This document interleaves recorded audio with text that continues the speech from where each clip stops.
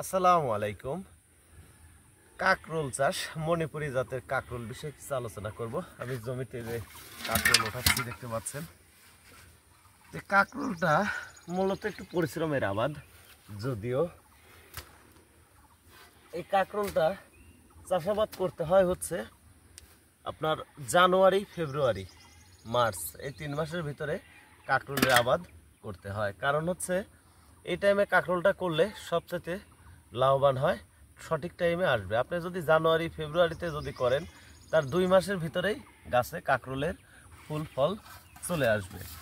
এবার আমি যে কাকরোলগুলি কাটতেছি, এই যে যেটা পুক্ত হয়েছে অর্থাৎ বড় হয়ে গেছে, এই জাতের কাকরোলটা সর্বোচ্চ ধরে ভালো, বাজারজাতকরণের জন্য চাহিদাটাও খুবই ভালো।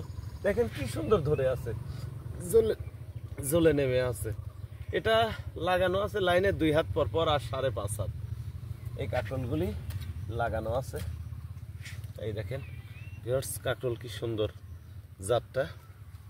অন্যান্য জাতের সাথে আমাদের এই জাতের কাকরোলগুলির চাহিদা অনেক ভালো, কারণ পটলের বাজার বর্তমানে যাচ্ছে 5-6 টাকা কেজি, আর কাকরোলের বাজার যাচ্ছে 50-60 টাকা কেজি।